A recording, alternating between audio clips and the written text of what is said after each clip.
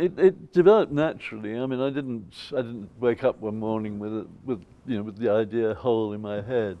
But I wrote 2 books early on. One was The Eternal Champion, which is about a man who's constantly recreated in different characters, sometimes a woman, usually a man,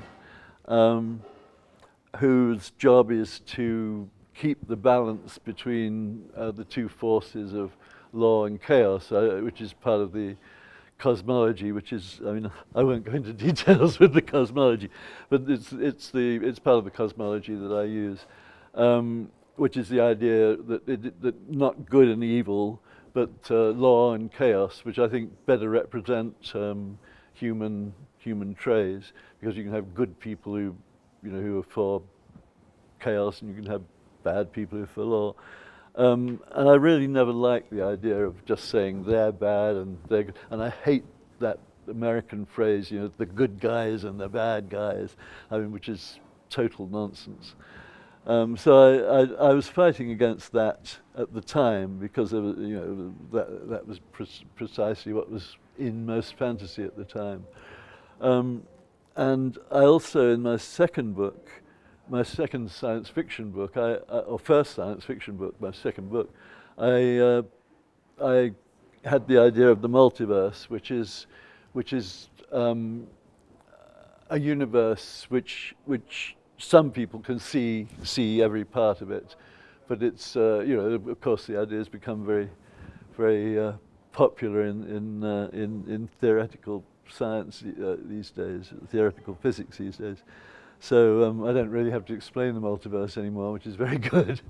But that's the idea, that the Eternal Champion basically moves through the universe, through the multiverse. Sometimes he can be an ordinary man in an ordinary world, a familiar world like as ours is. Sometimes he can be in a fantastic situation. Sometimes he's not even human, because publishers have discovered what sells, and the same thing sells over and over again.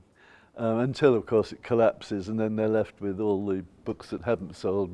But I think it's the worst thing that can ever happen to any genre or any kind of writing, is once a publisher discovers what sells, you're doomed, because they will only focus on that. And it's very difficult for new writers to get published, good new writers to get published. I still think there are good writers, of course, being published, but the majority of the stuff you see, particularly in America, where there's yards and yards of it, they all look pretty much the same. I think if I was a kid now, I wouldn't be interested in the genre the way I would. When I was interested in it, really, it was a sort of outlaw genre. The way rock and roll was, and it was the same thing as rock and roll. You never knew quite what was going to come out at the other side, and as soon as you know what's going to come out, when you go into a studio and you know what's going to come out, the rock and roll dies. And to some extent, I think that's true of fantasy. The sense of discovering new things that's within the author and is transmitted to the writer begins to disappear, I think. But you don't get such a huge commercial genre with bestsellers in the New York Times and things like that without it being bland. It has to get bland to appeal to that large an audience. And this is not to knock anything that is occasionally good that still reaches a large audience.